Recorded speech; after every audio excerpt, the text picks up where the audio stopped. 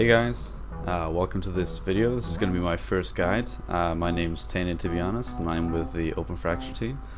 And I'll be making a couple of guides this week, just kind of to show you some basic money-making methods. I know other big YouTubers have covered a lot of other methods, but I want to show how a lot of simple methods that are kind of gonna start going from high level to low level rather than the other way around, because many people who want to try and find fast money making guys already have these kind of stats. So I'm going to look more towards high level than work down to maybe mid-level stats to try and make some money using skills and stuff like that. Anyway, the first money making guide I'll be showing you today is the Rorius. They're in the Ascension Dungeon. To get to the Ascension Dungeon, all you have to do is, if it works, we go to Runescape Surface. Right, first of all you need to use your dueling ring to go to Mobilizing Armies. Mobilizing Armies is here, and the Ascension Dungeon is right here. So you'll teleport to here, and all you need to do is run northeast all the way up to the Ascension Dungeon, walk down the stairs, and then you will come here.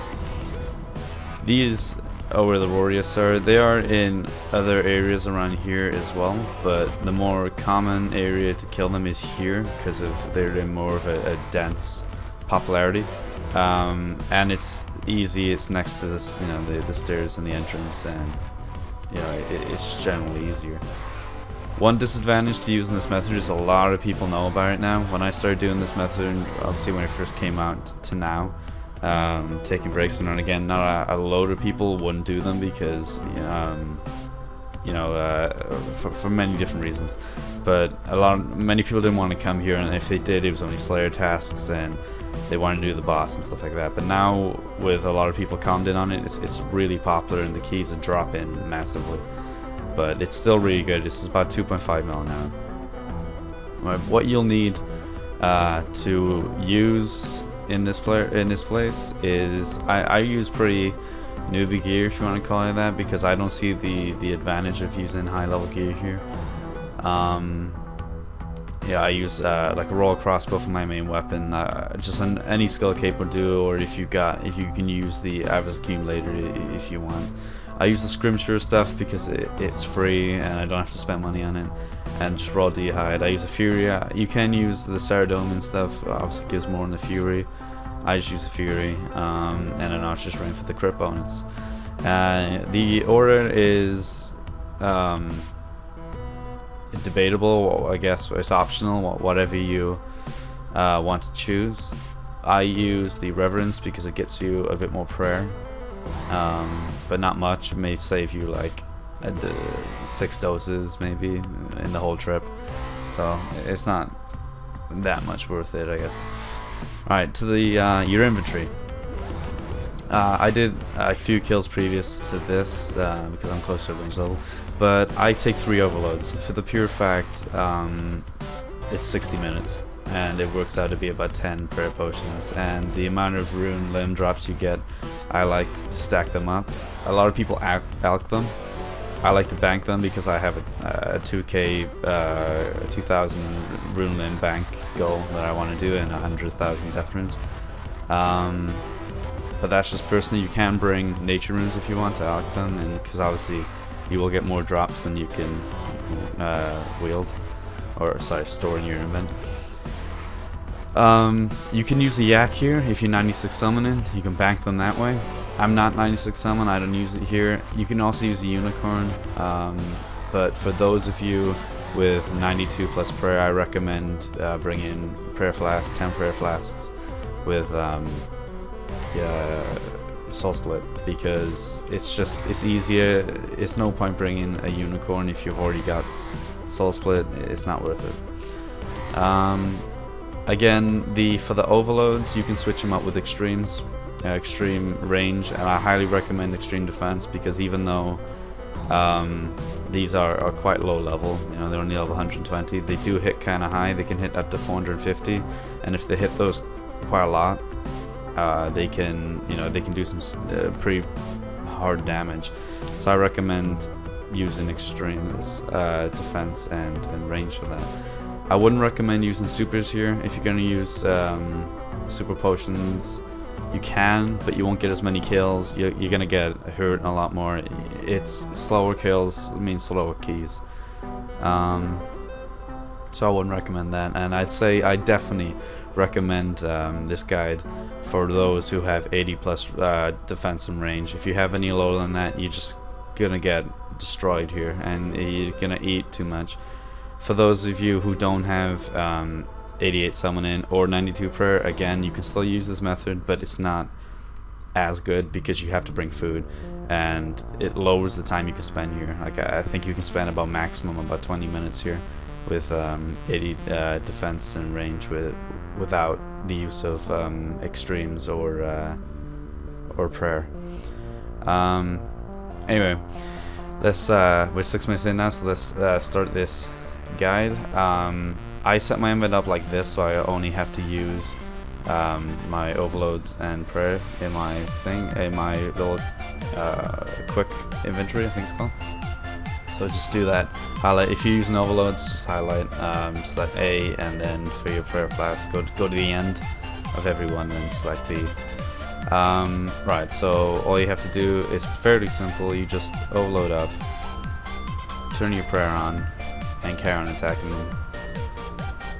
And this is, try and do some high AoE base abilities, because obviously you're aiming to achieve as many kills per hour as you can, and so you want to try and kill them really fast.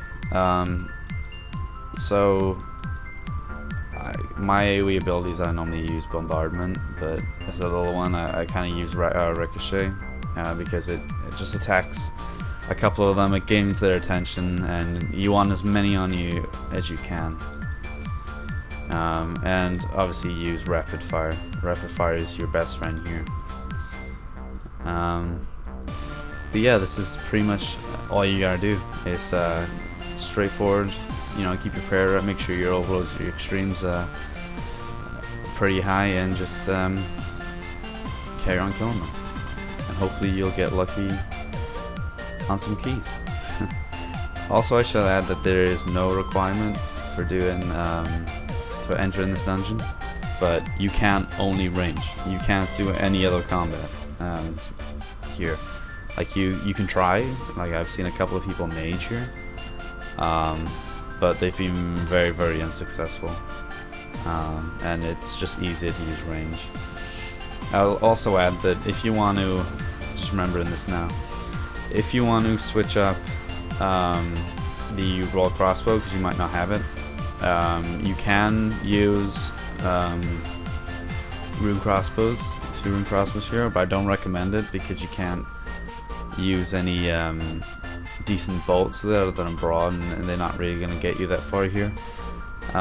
So one of the common switch ups is to use the crystal bow, and if you I found before I got the raw crossbow when I was here that, to be honest, there's not a lot between them. The crystal bow is just as effective here as the raw crossbow. You don't hit any higher. You basically hit the same. So if someone's using a raw crossbow, you're still gonna have that, and they try crashing you, you're still gonna have that, you know, balance with using the crystal bow. And obviously you can purchase them off the Grand Exchange, brand new ones, or go to Latea, but you will need the quests, the Elven quests completed to use the raw crossbow.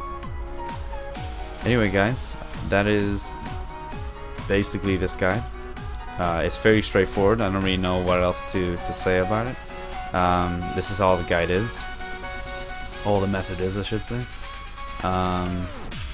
Just carry on doing this, and you should. I average between about 5 to 8 keys per trip for 60 minutes. So it works out to be, at current prices, between 1.9 mil to 3 mil per task. dependent on which key drops you get. But yeah, it's really good money, and you'll be rich in no time. Anyway, I hope you enjoyed the guide, and comment below on any improvements I could do. Sorry it's not, you know, the best guide out there, but this is my first guide for RuneScape. And yeah, so hope you enjoyed, guys. Chuck us a like, and also if you want to know any more about the guide, send me a PM in game or send me a message on YouTube. Thanks, guys.